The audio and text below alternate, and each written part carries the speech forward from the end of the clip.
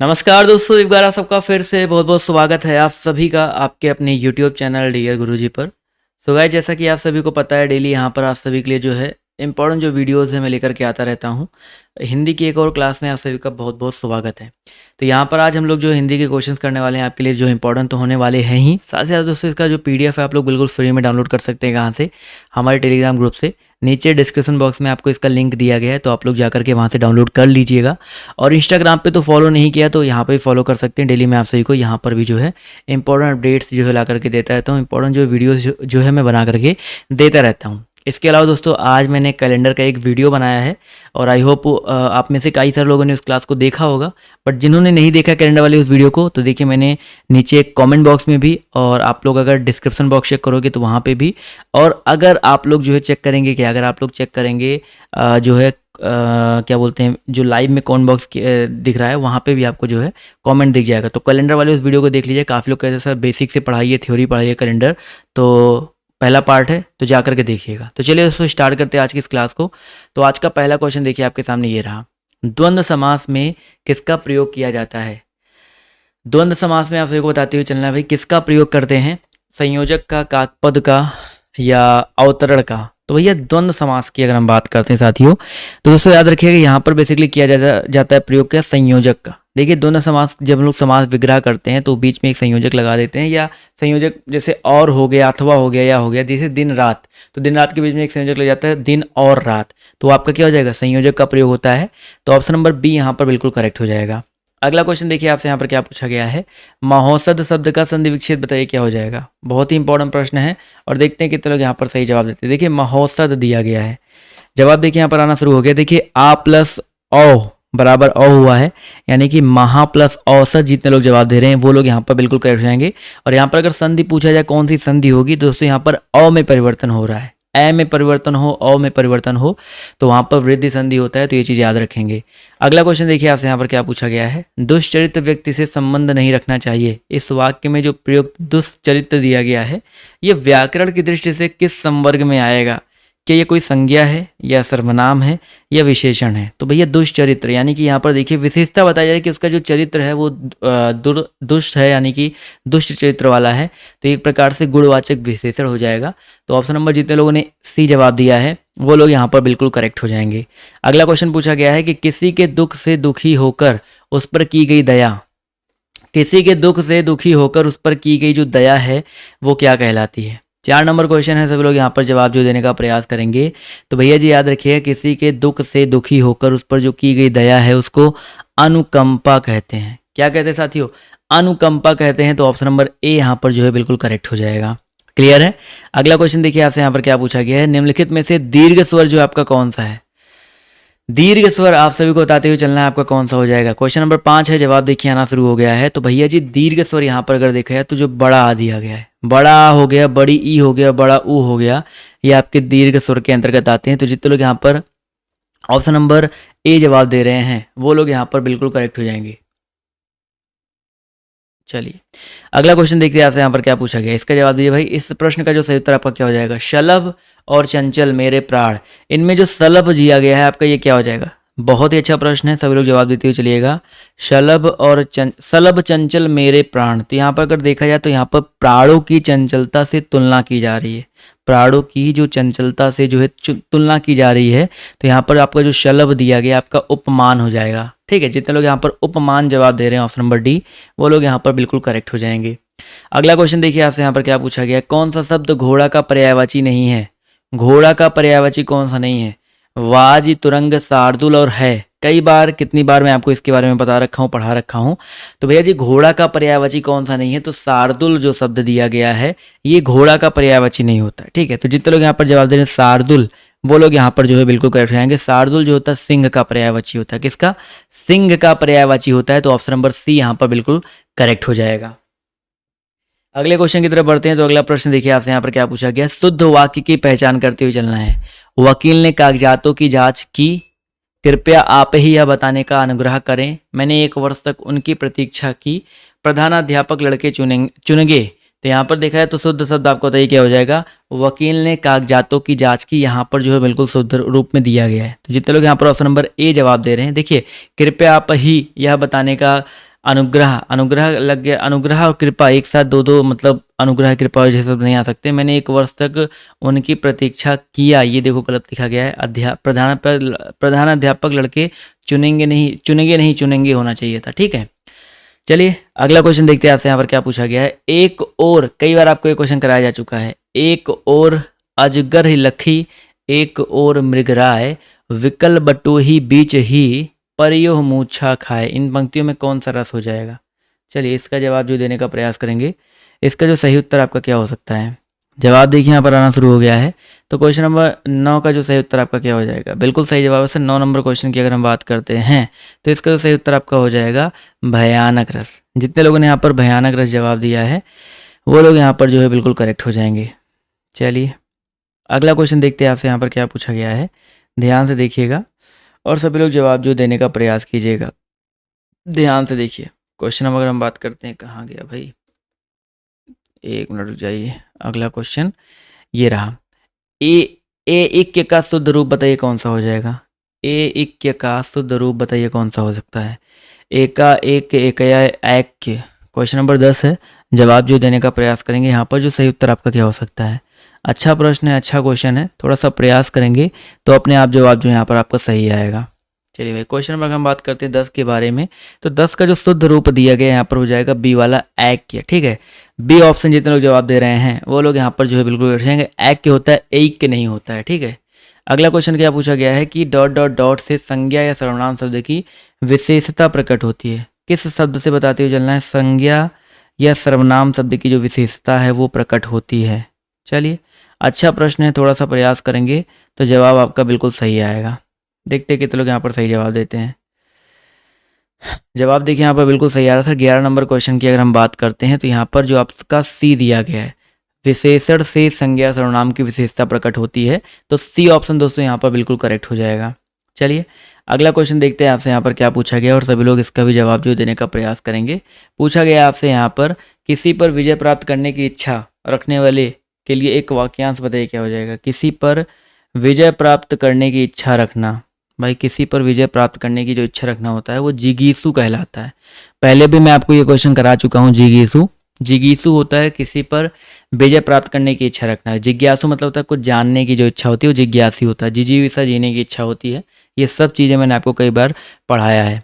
अगला क्वेश्चन पूछा गया है कि मन मलिन तन सुंदर कैसे, विषरस भरा कनक घट जैसे। इन पंक्तियों में कौन सा अलंकार है? मन मलिन तन सुंदर कैसे।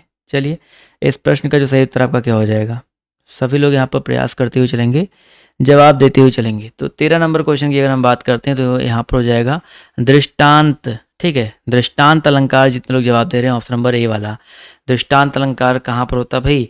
जब उपमेय वाक्य और उपमान वाक्य में बिंब प्रतिबिंब का, यानी कि बिंब प्रतिबिंब, जैसे यहाँ पर मन मलिन तन सुंदर कैसे, विषरस भरा कनक घट जैसे। तो यहाँ पर देखिए जो इस शब्द का अर्थ निकल के आ रहा है, जो इस पहली लाइन का मतलब निकल के आ रहा है, सेकंड लाइन का मतलब भी उसी तरीके से सेम निकल के आ रहा है। तो यहाँ पर क्या हो जाएगा? दृष्टांत अलंकार हो जाएगा। बिंब प्रतिबिंब का जहाँ पे जो है अंतर होता है, ठीक है। अगला क्वेश्चन देखिए आपसे यहाँ पर क्या पूछा गया है। चंद्रमा के लिए सही पर्यायवाची वाले शब्दों की पंक्ति को चुनिए। चंद्रमा, निशाकर, सुधाकर, इंदु। तो यहाँ पर देखा जाए तो निशाकर सुधकर तो नहीं होता, सुधाकर होते हैं। मैंने आपको पहले पढ़ा रखा है। निशाकर, सुधाकर और इंदु होता है, इदु नहीं होता है। इंदु वाला यहाँ पर जो ऑप्शन नंबर सी वाला दिया गया साथियों, ये यहाँ पर जो है बिल्कुल करेक्ट हो जाएगा। अगला क्वेश्चन देखते हैं आपसे यहाँ पर क्या पूछा गया है। प्रति प्लस आघात का संधि रूप बताइए क्या हो जाएगा? प्रति प्लस आघात का संधि रूप बताइए क्या हो सकता है? प्रत्याघात, प्रतियाघात या प्रतियाघात या प्रतिआघात। दोस्तों याद रखेंगे प्रति प्लस आघात का जो संधि रूप होता है प्रत्याघात होता है। क्या होता है आपका? प्रत्याघात होता है। तो जितने लोग यहाँ पर प्रत्याघात जवाब दे रहे हैं ऑप्शन नंबर ए, वो लोग यहाँ पर बिल्कुल करेक्ट हो जाएंगे। क्लियर है? चलिए दोस्तों आते हैं, बढ़ते हैं अगले प्रश्न पर। तो पूछा गया है नीलकंठ में कौन सा समास हो जाएगा? नीलकंठ, सभी लोग को बताते हुए चलना है। नीलकंठ में 1 मिनट चाहिएगा। चलिए अभी जवाब देते हुए चलेंगे। नीलकंठ में कौन सा समास हो जाएगा? नीला है कंठ जिसका। देखो यहाँ पर कर्मधारय और बहुव्रीहि में काफ़ी लोग कन्फ्यूज होंगे। देखिए कर्मधारय और बहुव्रीहि में काफ़ी लोग कन्फ्यूज होंगे, बट यहाँ पर बहुव्रीहि समास ही रखें क्योंकि नीलकंठ जो है आपका शंकर जी को ही बोला जाता है। तो यहाँ पर ऑप्शन नंबर जितने लोग सी, सबके नीलकंठ तो होते नहीं है, तो यहाँ पर जितने लोग जवाब दे रहे हैं ऑप्शन नंबर सी वो लोग यहाँ पर बिल्कुल करेक्ट हो जाएंगे। अगला क्वेश्चन क्या पूछा गया है, भारत में निर्धनता निर्मूलन कार्य डॉट डॉट डॉट गति से नहीं हो सका है। किस गति से बताइए नहीं हो सका है? भारत में जो निर्धनता निर्मूलन कार्य है वो आपका किस गति से नहीं हो सका है? 17 नंबर क्वेश्चन है, जवाब जो देते हुए चलेंगे तो भैया प्रशंसनीय गति से। ऑप्शन नंबर जितने लोग सी जवाब दे रहे हैं प्रशंसनीय गति से नहीं हो सका है, वो लोग यहाँ पर जो है बिल्कुल करेक्ट हो जाएंगे। ठीक है, अब इससे ज़्यादा क्या बताया जाए आपको। अगला क्वेश्चन पूछा गया, लाखों लोगों ने इसे महसूस किया है, इस वाक्य में विशेषण। वीडियो पसंद आ रहा है तो एक एक लाइक करते हुए चलेगा भाई। लाखों लोगों ने इसे महसूस किया है, इस वाक्य में विशेषण जो आपका क्या हो जाएगा दोस्तों, तो यहाँ पर लोगों ने इसे महसूस किया, किसने? लाखों लोगों ने। तो एक संख्यावाचक विशेषण, अंशीय संख्यावाचक विशेषण हो जाएगा। तो जितने लोग यहाँ पर ऑप्शन नंबर सी जवाब दे रहे हैं वो लोग यहाँ पर बिल्कुल करेक्ट हो जाएंगे। अगला क्वेश्चन देखिए आपसे यहाँ पर क्या पूछा गया है, ध्यान से देखिएगा और सभी लोग जवाब देने का प्रयास कीजिएगा। मनचाही वस्तु के नष्ट होने या उसका कोई अनिष्ट होने पर हृदय का संवेदनामय होना किस प्रकार का रस कहलाता है? भाई कोई मनचाही वस्तु है, उसका अनिष्ट हो गया तो हृदय जो है संवेदनामय हो जाता है। यानी कि एक प्रकार देखा जाए तो आप लोग खुद सोचो भाई, अगर कोई मनचाही वस्तु है खराब हो जाए, नष्ट हो जाए, तो आपके दिमाग में क्या आएगा भाई? आपके दिमाग में रोना आएगा या क्या आएगा? रोना ही तो आएगा ना। तो करुण रस, जितने लोग यहाँ पर करुण रस जवाब दे रहे हैं वो लोग यहाँ पर बिल्कुल करेक्ट हो जाएंगे। अगला क्वेश्चन, राजभाषा किसको कहते हैं? थोड़ा सा छोटा कर लेते हैं, क्वेश्चन देखना चाहिए। राजभाषा जो है किसको कहा जाता है, जिस भाषा के द्वारा क्या होता है? क्वेश्चन नंबर 21 है, सभी लोग यहाँ पर जवाब जो देने का प्रयास करेंगे। राजभाषा जो है किसको कहा जाता है? जवाब देखिए यहाँ पर आना शुरू हो गया है। तो अगर हम बात करते हैं क्वेश्चन नंबर 21 के बारे में, तो इस प्रश्न का जो सही उत्तर आपका क्या हो जाएगा दोस्तों? किसी राज्य के प्रशासनिक कार्यों को संपन्न जिसमें किया जाता है। तो ऑप्शन नंबर ए जितने लोग जवाब दे रहे हैं वो लोग यहाँ पर बिल्कुल करेक्ट हो जाएंगे। अगला क्वेश्चन, स्वरों की मात्राओं तथा अनुस्वार, देखो ध्यान से, स्वरों की मात्राओं तथा अनुस्वार व विसर्ग रहित व्यंजन वर्ण की परंपरा को क्या कहते हैं? चलिए इस प्रश्न का सभी लोग जवाब जो देते हुए चलिएगा।